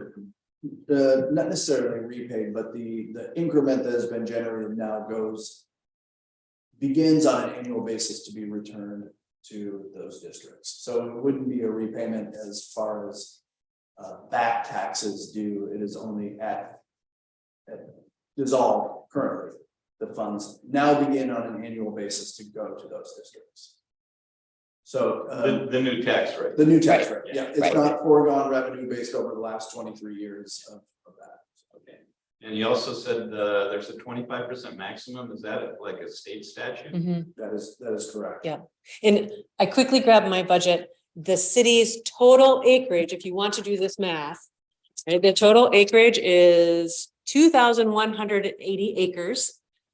That's how big the town is. And you might remember if you've seen a city map, part of that includes the river. We get to include a little bit of the river as our total acreage. So we're super lucky here. So if you take that 2,000 and then I think we said waterfront is 109, Heights is 96. Columbia Cascade, we're not counting anymore because it's no longer collecting. So that's how we come to this number of about 445 for West Side if waterfront mostly closes. So we just need to annex a bill. You said that in a public meeting, sir. So they can see them. That's right. You'll be in the paper tomorrow. I guess I'm having a hard time understanding why you wouldn't sunset and just keep plot 1, because it seems like you want to have as much to the west side as possible, because that's going to provide the maximum housing impact and among other things. So Yeah. I'm trying to figure out the contrarian piece of this. Maybe that's why I'm so confused. I'm like, why wouldn't you do that? And I haven't quite figured out how the tax revenue flows yet. And I asked a lot of questions, Travis. I'm sorry to interrupt there. I asked a lot of questions, but I'm not a contrarian to what Kevin was talking about. This is we received the email. I read his message. I know it's how they developed the waterfront project to this point was by basically self-funding, because the Heights, for example, can't self-fund in that same mechanism. And that's why the Heights has been establishing enough money in its deferred increment spending over the last, 13, 15 years, whereas the Heights or the waterfront fronted the money to develop the properties, to encourage the development much quicker than we can do. So I think it makes sense as well. What I'd like to see before we do an open house and before we, rubber stamp anything, is I would like to see a detailed map of what the West Side project is. Not just In concept, at least. Yeah, Yes. we're still very, very much at the beginning. I would also like to say that we're taking a little bit of time in tonight's meeting, probably a little more time than we take normally. While this was introduced as information only, it's really not. Because Abigail, I know you didn't want to, we're not putting your feet to the fire for anything, and I know you didn't want to tell us but you did tell us that you would like to see this come to fruition by March and then have the funding by September. So none of that would happen without the sunsetting of the waterfront project. Well, it would look smaller without the sunsetting of the current waterfront. Okay. Exactly right. I'm not trying to squeeze you. Yeah, and I would say that's council, that's council direction. I am the implementer of that, not the policymaker. No, I think again, we're not taking any action on this item, but I think it's important that we talk through it. Yeah, this is really great. Because I think we're gonna have to take some action on it very soon, especially if we're wanting to give more acreage to the west side plan to kind of be in alignment with your March goal. Right, both of these are moving fairly quickly, or could move fairly quickly. And having helped on this with the previous waterfront plan, knowing that its maximum indebtedness is going to be reached and it's at current, it does not have enough funds to develop lot one. If he was asking to, or if you were asking to sunset it and we still had some deferred increment money to develop lot one, I would say, why are we doing this? We don't have enough money in the plan to develop lot one. So basically, to oversimplify it, I think what Kevin from the port was asking was just to create a little district for that lot. And I think if I heard Elaine correctly, there's no parameters on the size of urban renewal. And then we just sunset the rest of it. It'll be a new urban renewal district for lot one. That's right, that's the port's recommendation. And Dustin, not to put you on the spot, but the development of lot one is dictated by the zoning, which is light industrial. So it's a unique way for the port to encourage development of that lot. And and I think it helps us kind of sunset something much quicker than, like well, even though we're not counting the property, but we still haven't we've sunsetted the acreage or the property for State Street, but we haven't spent the money there for the light and other things. So we haven't closed that. This feels to me, and I'm just one voice on the council, it feels to me like it's a good suggestion. But I at the same time, I want to hear what the city's suggestion is for the total acreage of the next plan that you. And just for clarification, the Columbia Cascade district does not detract from the acreage to the west side because that's already been maxed out, right? That's right.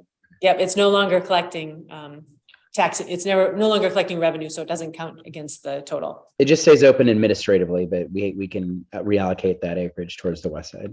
Yeah, that's a great way to say it. Yeah. Okay. Also, it would be two different decisions Mhm. to sunset the waterfront district. And it would be a separate decision to establish a new urban renewal district there. Right.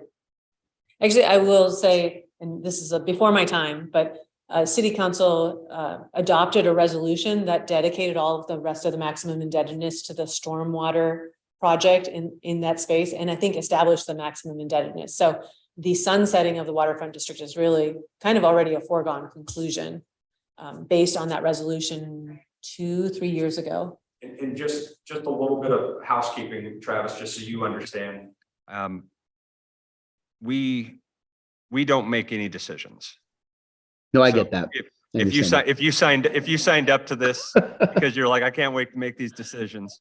We make a recommendation to the agency, and the agency is part of the city council, and generally they value our recommendations, but we don't make the decisions. No, I understand that. I'm just trying to get my brain around all this stuff. So totally get it. Chime in one more time, if I may. The napkin math on this looks really good to me. It looks like a win for the port. They're very proud of the project and what they've achieved with the district that's sunsetting now, and they want to continue that vein. It also gives more opportunity to develop the new district to the west, which I think is great, just because it's options. Doesn't mean we have to use it all, but it's there if we want to use it, right? I like that. Yeah, so I want to see more details. I want to see a map and the real math, but it looks good. Dustin, earlier we talked about the regulations on the land use and you referred to the zoning, but wasn't there an urban renewal plan adopted initially, and then the zoning implements that plan? They're not completely the same. So a lot of the urban renewal plan and projects are really, although I would consider them complementary, they're not necessarily the same. So the funding of some of the parks and open space that came out of the urban renewal plan are not necessarily embedded within the zoning code. So when I talked about the zoning code, that's really more of the restrictions on the private development and maybe the parameters around the uses that could go there. So they're complementary plans, but I wouldn't consider them the same plan. So the overlay that's in place now and the zoning that's in place really is the driver or the regulating plan on private development that's still in place. Less on the funding mechanism, less on these, I would call them the supporting projects, streetscape project, park project, some of the environmental projects, infrastructure projects.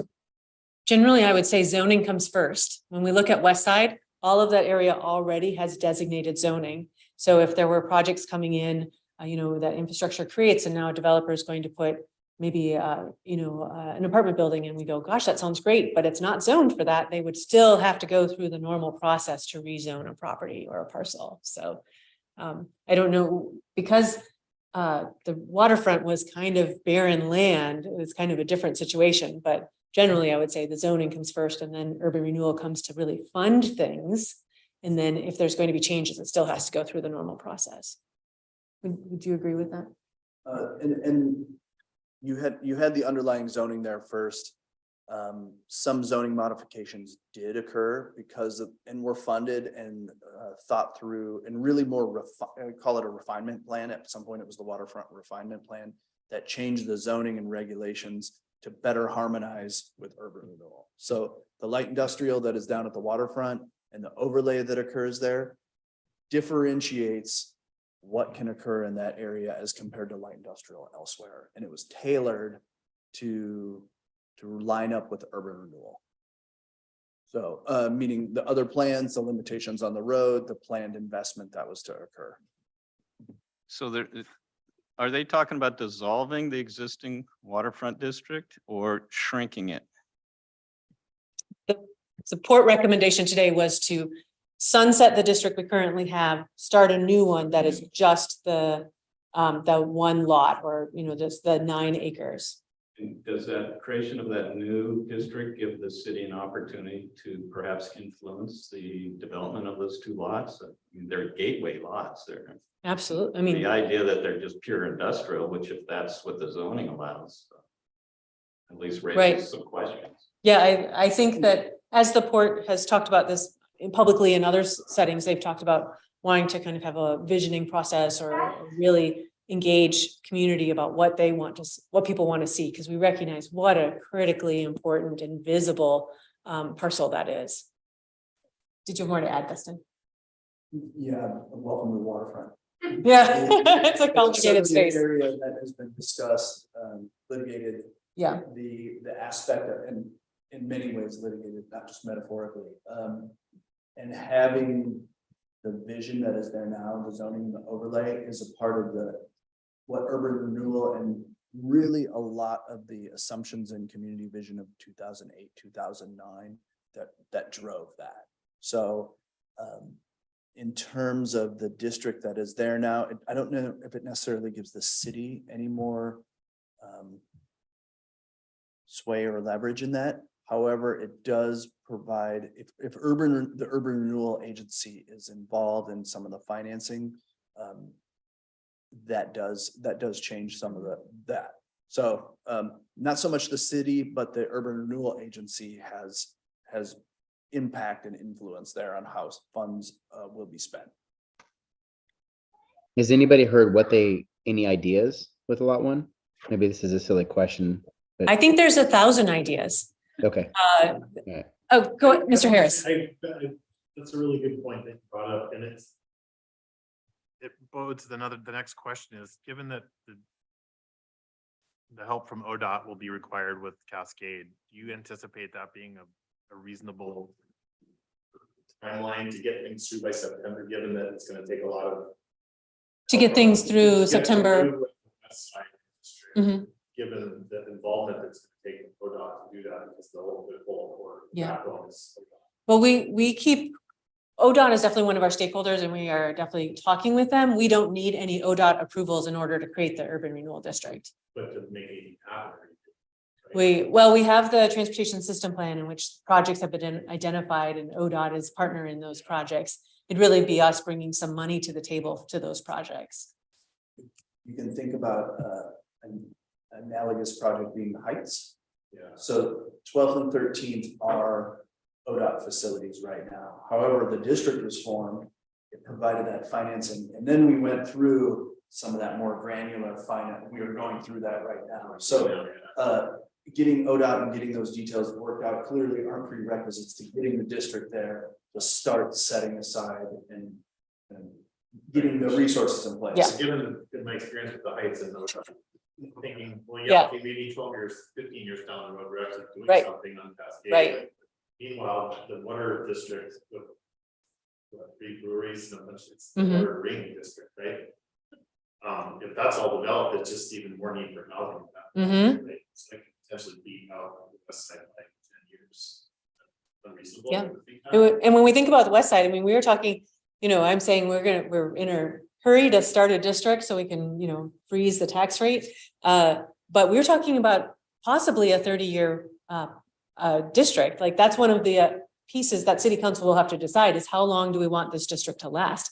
It's not very often that you get to be at the beginning of something brand new. Well, here we are. Like the decisions we make now about what projects we do, what the boundaries are, what the timeline looks like, we're going to have an impact on what the city looks like 50 years from now. It's really humbling. I wanted, if I could return to Mr. Dillard's question about what ideas have been floated. So Kevin Greenwood showed that short graphic that showed, the parcel being split with a street and the side, some more of a promenade. That comes from a report by Walker Macy in 2019, I think, that had kind of one concept of what lot one might look like. And I think that's on the port's website. I can look and see if I can send you that link. Other things I've heard recently, I've heard port commissioners talk about publicly, have been an event center or a conference center, a recreation center, some other pieces that are kind of beyond the light industrial, so they'd have to seek a zoning change, but I think they are very open to some really big things.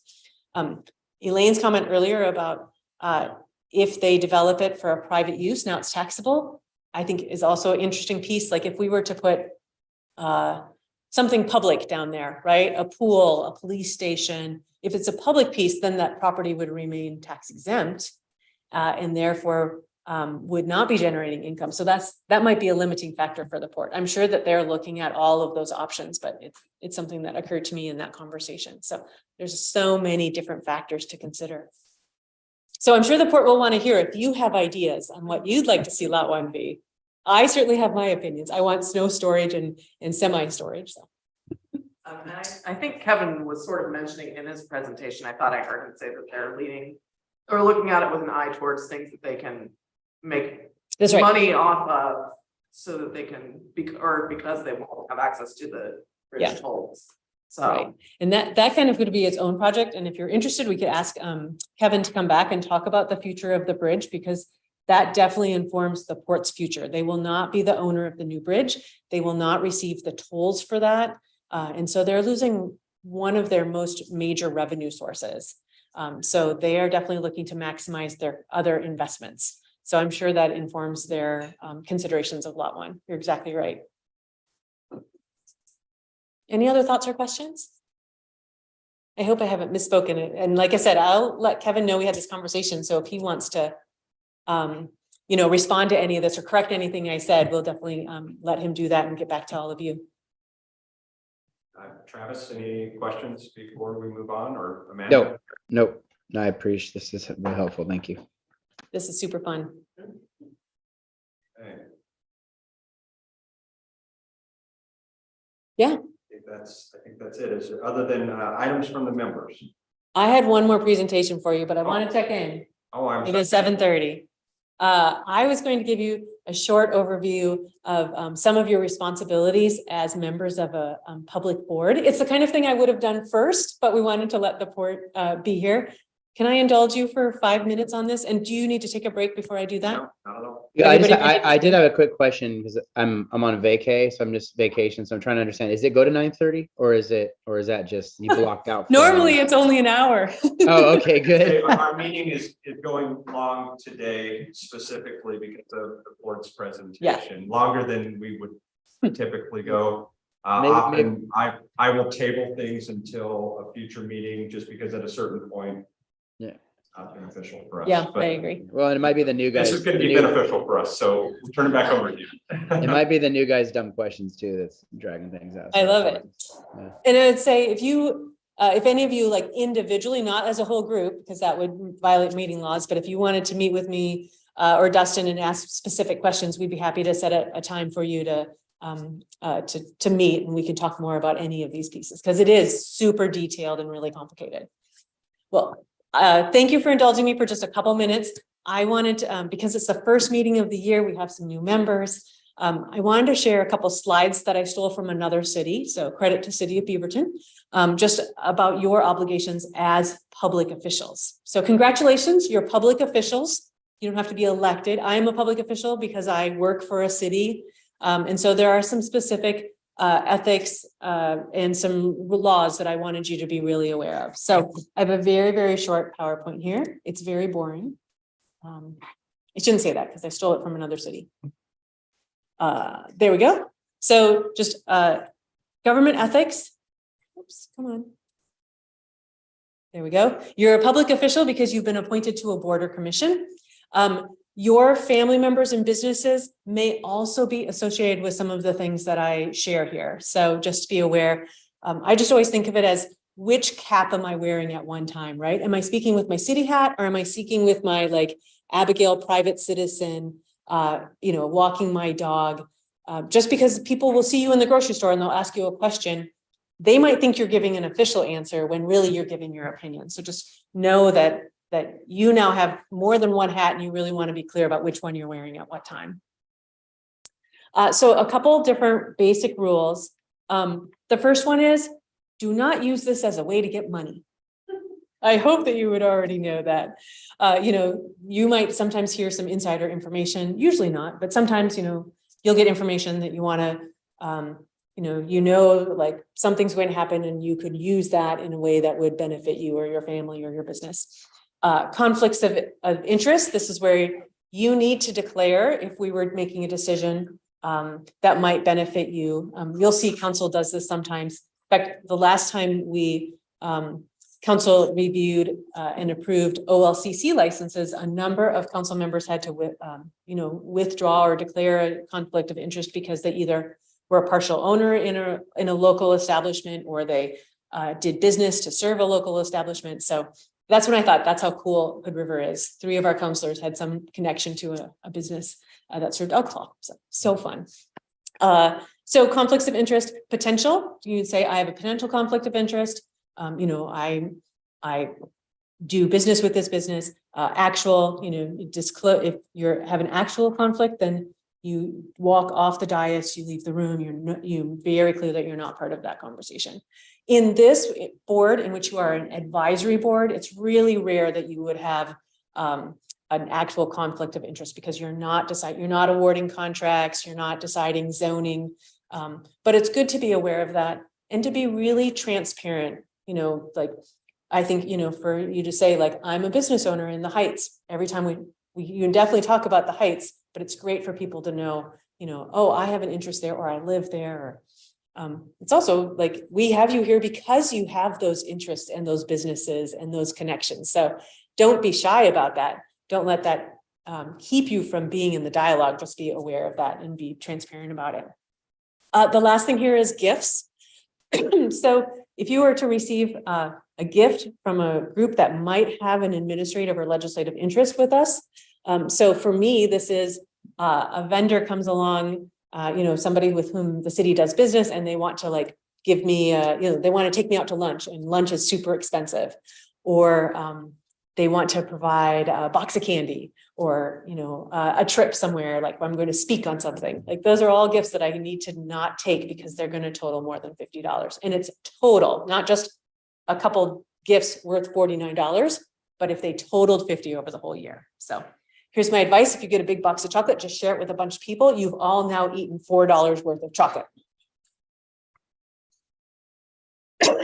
I can send you this link if you're interested, or you can just search this. The Oregon Government Ethics Commission has a website and a guide for public officials. If you have questions, you can actually ask the Ethics Commission to give you an official decision that actually gets published on their website. It's fascinating to see the things that have been asked. You can act that preemptively, right? Before you're in that situation, you can say, here's what I'm thinking, or here's what's a decision before us. So they're a great resource. The city also has a city attorney. Often we will work through this with the city attorney on those questions too. Another thing you might not think about is while you're here and you might be on your on your phone, make sure that whatever you're doing is not political business, right? So being careful not to use your title as a committee member to to endorse a candidate or to write a political letter or send an email that's political or campaigning for someone while you're here. Using your title. Really, again, be careful of when you're a private citizen, when you are a committee member. Really have to keep those things separate. Does that make sense? For me, as your city manager, the International City Manager Association Code of Ethics actually is very clear about, like, I'm not engaged in politics. I will not, I will not put a lawn sign in my front yard. I'm very, very careful and am forbidden to run for office, just because we have to keep those things separate. Last piece, public meetings. You are subject to public meetings law. This means that 4 of you make a quorum. 4 of you should not go out for a beer together after this meeting. And you just definitely should not discuss what we discussed in the meeting or talk about future things, because you could be holding a meeting outside of this area. We publicly notice this, the door is open, we're streaming, we make every effort to be transparent with the public about what happens. One piece that modern technology has created is we want to be careful of what we call a serial, well, 2 things. One, a serial meeting. Clint has a conversation with Abby has a conversation with Jack, and then Clint has a conversation with Amanda and comes back to Abby. Now 4 of you have had a conversation. Even though the 4 of you didn't get together, you had you each together learned of what each other is thinking. You've had what we call a serial meeting. You had a bunch of little meetings that added up to a big meeting. So be very, very careful about that. And then the other piece of that is technology, right? So when I send you an email, I try to blind copy you so that you can't accidentally reply to everybody and say, that's a great idea, or I hate that. Because now you're starting to have a conversation outside of the public meeting. I see lots of nods. It looks like what I'm saying makes sense. Questions? Yeah, please. We see that about to happen. Mm-hmm. Right. Yeah. It's the appropriate methods to say, let's put this on the meeting of next. Yeah, if there's a topic that you think you want, absolutely, contact me and your chair about, gosh, seems like we're interested in this. Let's have this conversation publicly. Yeah. But if we all bump into each other in the vegetable garden, talking about skiing, it's irrelevant. Totally great. Yeah. Yeah. I would always be aware of the perception. Make sure that you say the word skiing very loudly so people know that's what you're talking about. But yes, you absolutely are not forbidden to never see each Sorry to other. interrupt you, but if there's ever, we always have items from the members, but if there's ever an agenda item that anybody would like to have as part of our meeting, you can reach out to Abigail or you can reach out to me and I'll make certain that it's part of our next meeting. That's great. Yeah. Yes. And you're right. At the end of this meeting, you have, chance for member items. You can always bring things up there. I think that's the last slide I wanted to share. Oh, last one. Here we go. Public records. And Jen is is the records manager for the city. So she is our expert. If you have questions beyond this, basically notes that you take, I saw you all taking lots of notes today. Those are public records. And so they should be stored, and Jen can tell you more about the record retention for that. But, notes that you take on your packet, notes that you save, those are public record and need to be retained. We don't need to keep them here. You just need to keep them that if something came up, we would be able to retrieve them from you. So just be aware of that. I'd say a good practice might be to have a separate email that you use for this, so it doesn't intermingle with your personal stuff. Kate, you have a special notebook. This is my URAC notebook. I have another one for council. Yep, exactly right. Keep my personal stuff personal and private stuff private, or my work stuff separate. So, and then my last thing, I think it's in here. No, I'll just end there. But my last thing is when you are speaking as an individual, you are not speaking for the board. Like, so, can always say like, well, the advisory committee was really positive about this, but I personally hate that idea. Just to be really clear, you state the board's official decision or position first, and then your personal, or individual feeling about it. So you are not the spokesperson for this group. You can say like, this is what the group thought or felt or decided or voted on. But you need to say that before you say your own opinion, because if your opinion is different, you don't want to give the impression that that was the group's opinion. Make sense? You're all fantastic. I don't know of any issues or problems, but felt like January was a great time to bring all of this to you. I did not know it would be so late when I told you these things, but at any time, if you have questions about these things, please let Jen or I know. We're happy to help. So I have one quick question. Under conflict of interest, my experience is that could be a benefit to you is a financial benefit. For example, I live on May Street. Yep. If there's a safe routes to school crosswalk project on May Street, I don't have to recuse myself, even though it could benefit me. Right. I think you just declare, I have a benefit, but I'm not going to get a financial, I'm not going to get the contract to build the crosswalk. Yeah. Yep. And in a town like this, that's going to happen a lot. Great. Well, thank you all for this. I really appreciate the chance to share this with you.